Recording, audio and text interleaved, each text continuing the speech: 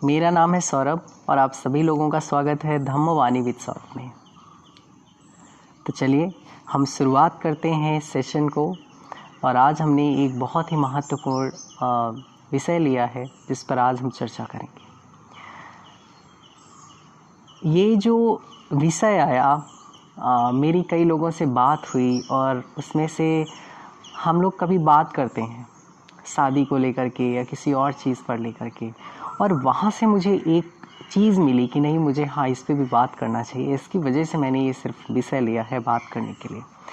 तो आज हम बात करेंगे कि अरेंज मैरिज और जो लव मैरिज है हु इज़ बेस्ट, इसमें से क्या ठीक है, अरेंज मैरिज करना चाहिए या लव मैरिज करना चाहिए।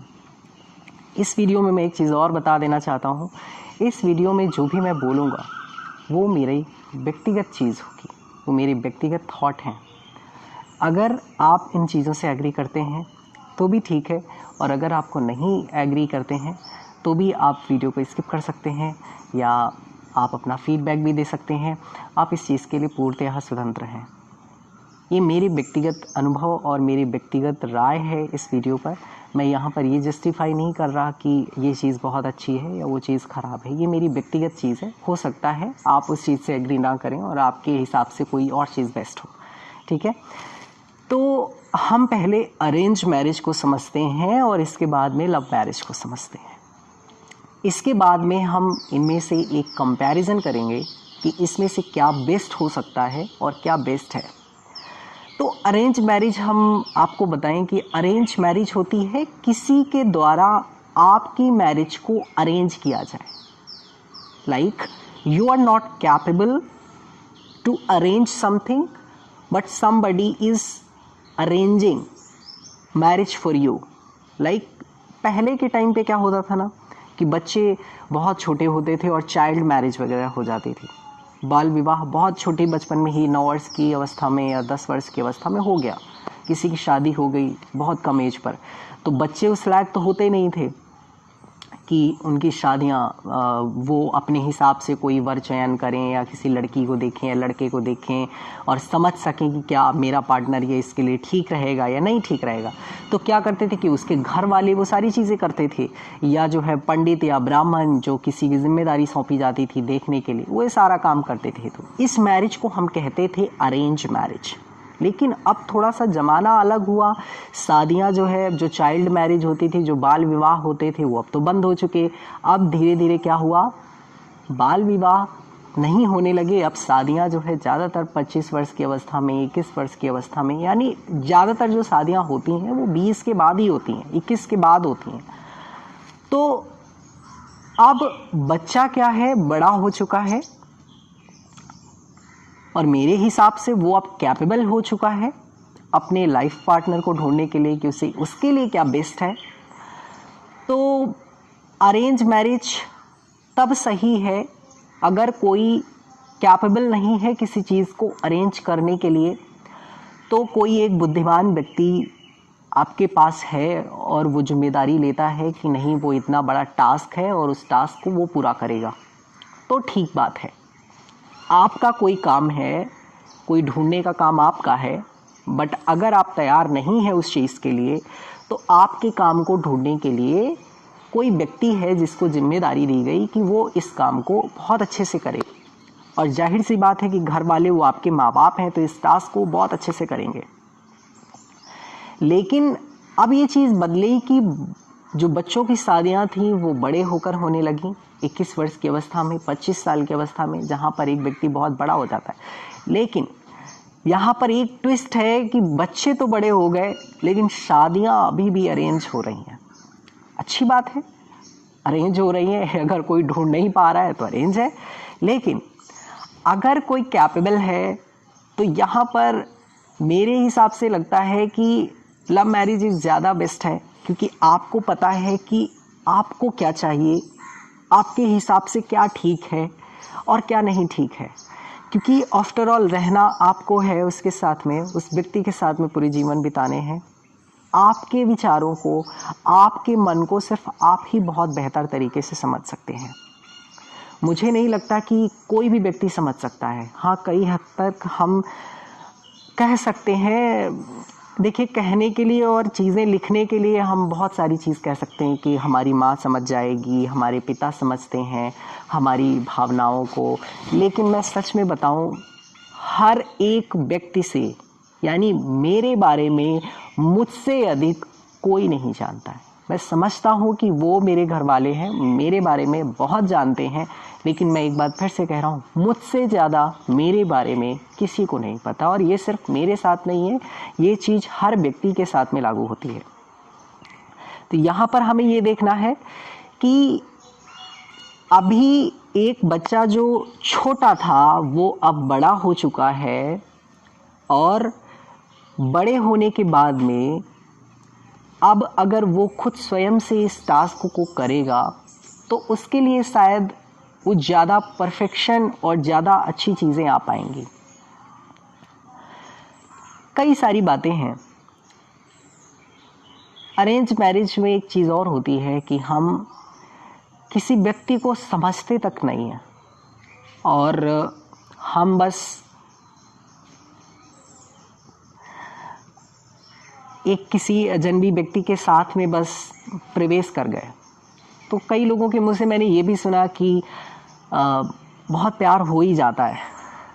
वो तो हो ही जाएगा ना, आफ्टर ऑल अब आप लोग मिल चुके हैं, और धीरे धीरे कई लोग बस समझौता कर लेते हैं इस बात से कि चलो ठीक है, अब तो जीवन में आ ही गया है। और एक खासकर जो एक इंडिया में ट्रेडिशन है कि ना तो डिवोर्स कर सकते हैं ना छोड़ने की, ऐसी वो है, इतनी जल्दी शादी कोई खेल जैसी चीज़ नहीं है। तो इसमें अब एक बार तो कोई व्यक्ति घुस गया तो अब समझौता करे या प्यार करे या नफरत करे, अब तो रहना ही रहना है। तो ज़्यादातर रिश्तों में बस यही चलता है कि समझौते हो जाते हैं, और बस धीरे धीरे करके they will both fall in love in each other, and after all वो बस करने लगते हैं, अपनी ज़िंदगी को गुजारने लगते हैं, है ना। और लव मैरिज में एक चीज़ और होती है, जब व्यक्ति खुद की पसंद से करता है तो वो सामने वाले की, वो पहली बात तो जाहिर सी बात है कि किसी व्यक्ति से वो अगर बात करेगा तो उसके कांटेक्ट में पहले से रहता ही रहता है, और कांटेक्ट में रहता है तो उसकी भावनाओं से, उसके मन के स्तर से, उसकी सोच से वो बहुत अच्छे से रूबरू होता है, और व्यक्ति वो समझ पाता है कि वाकई में वो व्यक्ति कैसा है।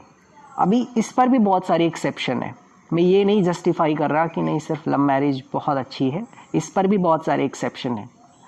आजकल लव मैरिज में भी डिवोर्स हो जाते हैं कुछ महीनों के बाद, कुछ सालों के बाद।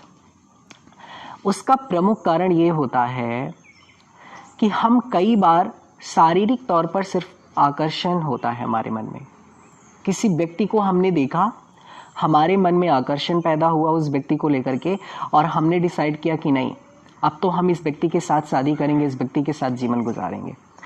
ये जो अभी हमारे अंदर एक जो खिंचाव उत्पन्न हुआ, ये एक सिर्फ शारीरिक आकर्षण के तौर पर था, और हमने किसी व्यक्ति को अपनी जीवन सौंप दिया। इसके बाद में जब हमारी फिजिकल नीड पूरी हुई, हमारा वो शारीरिक आकर्षण जो पहले बहुत था उसकी प्राप्ति हुई, और इसके बाद में वो आकर्षण क्या होगा, ख़त्म हो जाएगा। ख़त्म होने के बाद में प्यार तो था ही नहीं, यहाँ पर सिर्फ एक शारीरिक आकर्षण के तौर पर हमने किसी को जीवन में एंट्री दिलाई, अब वो ख़त्म हो गया। फिर धीरे धीरे करके झगड़े और कई सारी चीज़ें उत्पन्न होती हैं, और इसके बाद में डिवोर्स या फिर अलग होने की बातें शुरू हो जाती हैं। तो कई हद तक ये भी होता है। तो बिफोर इस तरह की चीज़ें करने से पहले, before taking a very difficult decision in our life, हमको यह तय करना होगा कि ये जो है सिर्फ एक फिज़िकल अट्रैक्शन है, या वाकई में मैं उस व्यक्ति से कुछ हद तक प्रेम जैसी कुछ चीज़ें भी हैं मेरे अंदर। मैं उस व्यक्ति को अगर पसंद कर रहा हूँ तो एटलीस्ट आप अपने मन को चेक करिए कि किन कारणों की वजह से मैं उस व्यक्ति को पसंद कर रहा हूँ। क्या उसमें से सिर्फ मेरे मन में सिर्फ एक ही चीज़ आ रही है, सिर्फ बाहरी चीज़ें, उसका सिर्फ सौंदर्य, क्या सिर्फ यही बातें आ रही हैं? अगर सिर्फ यही बातें आ रही हैं तो रुक जाइए, वो सिर्फ शारीरिक आकर्षण है, और ये ज़्यादा टिकने वाला नहीं होता है। शारीरिक आकर्षण बहुत ही टेम्परेरी होता है, बहुत ही टेम्परेरी होता है। तो रुक जाइए। जब तक कि आप उस व्यक्ति को इस बात से पसंदा करने लगें, मानसिक तौर पर, उसकी भावनात्मक स्तर के तौर पर कई हद तक से आप उसको पसंदा करने लगें, और जब आपके मन में ये आने लगे कि नहीं, ये व्यक्ति सिर्फ शारीरिक तौर पर मेरे लिए प्रिय नहीं है, ये इस व्यक्ति को मैं कई और आयामों से भी प्रेम कर रहा हूँ, कई आयामों से भी प्यार कर रहा हूँ या पसंद करता हूँ, तो फिर ठीक है। तब आप तैयार हो इस बात के लिए कि अब आप जो है लव मैरिज के लिए तैयार हो। अब यहाँ पर एक ये पक्ष है, अगर कोई ऐसा व्यक्ति है आपके घर पर या आपके आसपास, जो व्यक्ति आपसे शायद ज़्यादा समझदार है, जाहिर सी बात है, माँ बाप है हमारे, उनको जीवन का बहुत बड़ा अनुभव है। ये बात थी, अभी तक मैं लव मैरिज की बात कर रहा था। अब यहाँ पर मैं कुछ थोड़ा सा अरेंज मैरिज पर भी चर्चा करूँगा। अगर आपको ये लगता है कि आप अभी इस लायक नहीं हैं कि आप एक इतना बड़ा निर्णय ले सकें या किसी व्यक्ति को इस स्तर तक जांच सकें कि कोई व्यक्ति मेरे लिए मानसिक स्तर पर, शारीरिक स्तर पर या किस तरह से ठीक बैठता है, उचित है मेरे जीवन के लिए, अगर आप अभी इस लायक नहीं हुए, और यदि वाकई में कोई व्यक्ति है आपके जीवन में ऐसा, आपकी माँ हो सकती हैं, आपके पिता हो सकते हैं, आपके रिश्तेदारों में कोई हो सकता है, आपके आसपास कोई हो सकता है, जो इन सब चीज़ों को बहुत अच्छी तरह से जांच कर सके, तो आप ये जिम्मेदारी बहुत बेहतर है कि आप उस व्यक्ति को सौंप दीजिए, क्योंकि वो आपसे ज़्यादा शादी के मामले में, क्योंकि माँ बाप ने भी आपके शादी करा है, आपके रिश्तेदारों ने भी शादी करा है, आपके आसपास के लोगों ने जिनकी शादियाँ हुई हैं, हो सकता है उनको काफ़ी अनुभव हो इस चीज़ का कि ज़िंदगी में क्या क्या चीज़ें होती हैं, कहाँ पर उतार चढ़ाव होते हैं, किन आयामों के माध्यम से हमें किसी व्यक्ति को चयन करना चाहिए, किन चीज़ों के आधार पर हमें व्यक्ति को नहीं चयन करना चाहिए। अगर इन सब चीज़ों की उस व्यक्ति को समझ है तो बेहतर है कि आप उस व्यक्ति को इतनी बड़ी जिम्मेदारी सौंप दीजिए। अगर आप कैपेबल नहीं हैं तो मैं यहाँ पर ये नहीं कह रहा कि ये सही है और ये गलत है, मैं ये कह रहा हूँ कि ये दोनों चीज़ें सही हैं, बस सही हैं व्यक्ति और व्यक्ति के हिसाब से, व्यक्ति और व्यक्ति के हिसाब से। लेकिन यदि कोई व्यक्ति ऐसा आपके जीवन में नहीं है जो शायद लगता है आपको कि आपसे वो बेहतर नहीं कर पाएगा, तो ये जिम्मेदारी आप स्वयं ले लीजिए। और यदि लगता है कि आप नहीं कर पाएंगे या फिर आप कर तो पाएंगे लेकिन आपसे ज़्यादा अनुभव और लोगों को है जो आपके जीवन में है, तो ये जिम्मेदारी आप उनको दे दीजिए, वो आपके लिए ज़्यादा बेहतर से काम कर पाएंगे। तो मैं यहाँ पर ये भी जस्टिफाई नहीं कर रहा ये सही है ये गलत है, मैं बस ये कह रहा हूँ अरेंज मैरिज भी ठीक है, लव मैरिज भी ठीक है, but it's depend on the person. Person to person ये वैरी करेगा, पर्सन टू पर्सन ये है कि कौन से व्यक्ति का कैसा घर है, कैसी फैमिली है, वहाँ के लोग कैसे हैं। अगर वाकई में आपसे ज़्यादा अनुभवी लोग हैं तो छोड़ दीजिए उन पर ये जिम्मेदारी, और नहीं है आपको लगता है कि आप उनसे ज़्यादा बेहतर कर पाएंगे तो ये जिम्मेदारी ले लीजिए। लेकिन मैं बार बार ये कहता हूँ, शादी अरेंज मैरिज हो या लव मैरिज हो, इस बात को पहचानिए कि आप शादी कर क्यों रहे हैं। आप अपने आप से प्रश्न करिए कि ये शादी आप क्यों करना चाहते हैं। क्या वाकई में आप गृहस्थ जीवन में जा करके, या फिर आपका कोई गोल है, अपने आप से एक बार प्रश्न करिए, क्या कारण निकल कर आते हैं। उन कारणों को आप लिख लीजिए, क्यों करना चाह रहे हो। ठीक है, मान लीजिए आपके दिमाग में आया कि मैं इन कारणों से शादी करने वाला हूँ, ठीक है, अच्छी बात है, आपने जस्टिफाई किया कि आप शादी करने वाले हो, बहुत अच्छी बात है। फिर आप ये तय करिए कि मैं जिस व्यक्ति के साथ शादी करने वाला हूँ, उस व्यक्ति के साथ मैं क्यों करने वाला हूँ, क्या क्या क्वालिटीज़ हैं, क्या क्या कारण हो सकते हैं, वो मेरे से किस बात से मैच कर रहा है, वो मेरे भावनात्मक स्तर से किस तरह से कनेक्टेड है। कई सारी चीज़ों से मैच करिए, ठीक है ना। और आज के टाइम पे चाइल्ड मैरिज ख़त्म हो चुकी है, ज़्यादातर लोग कैपेबल हो चुके हैं टू फाइंड आवर पार्टनर। तो अगर आपको लगता है कि वाकई में आप कैपेबल हैं तो बेहतर है कि आप स्वयं से ढूंढने का प्रयास करिए। देखिए, ये ज़िंदगी आपकी है और अधिकार भी शायद आपका होना चाहिए, बट कई बार अधिकार हमारे नहीं आता है कुछ चीज़ों के लेके, क्योंकि माँ बाप की भी अपनी एक एक्सपेक्टेशंस होती है और हम लोगों को लगा करता है कभी कभी कि हाँ नहीं, कुछ चीज़ों का अधिकार हमें माँ बाप को ही देना चाहिए। बट मैं एक बात फिर से कह रहा हूँ कि जो भी व्यक्ति आपके जीवन में आने वाला है, जो भी व्यक्ति आपके जीवन में आने वाला है, वो सिर्फ आपके लिए एक लाइफ पार्टनर नहीं है, वो आपके भावनात्मक स्तर को, आपके हर एक चीज़ को बराबर से शेयर करने वाला है, बराबर से शेयर करने वाला है। अगर वो व्यक्ति ठीक नहीं होगा तो आपकी पूरी लाइफ ख़राब हो सकती है, और अगर अच्छा होगा तो आपकी लाइफ बहुत हायर तक पहुंच सकती है। तो ऐसे व्यक्ति को चुनिए जो आपकी ज़िंदगी को पहले से और बेहतर बना सके और उस उच्चतम गोल को भी पाने में आपकी मदद कर सके। उस उच्चतम गोल की मैं बात कर रहा हूँ सिर्फ इस भौतिक जिम्मेदारियों की नहीं, कि ये तो करना ही करना है, बच्चे पैदा करने हैं, घर बनाने हैं, ये गाड़ी खरीदनी है, वो करना है, ये करना है, ये सारी की सारी चीज़ें ठीक हैं, करनी है। बट इसके अलावा भी हमें इस जीवन को कैसे सार्थक करते हुए इस जीवन को बहुत प्यार से, बहुत अच्छे से पूरा ख़त्म करें, पूरे जिएं, एक नई ऊर्जा के साथ में इस जीवन को जीवंतता के साथ में कैसे जी जाएं, इस पे हमारे पार्टनर का बहुत बड़ा योगदान होगा। और ये तभी संभव हो सकता है जब वो व्यक्ति सही होगा। तो सही कैसा ढूंढना है ये आपको तय करना है।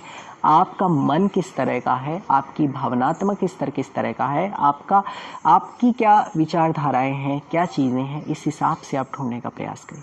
बहुत बड़ा डिसीज़न है आपकी लाइफ का, ऐसे किसी के हाथों में बस मत सौंप दीजिए।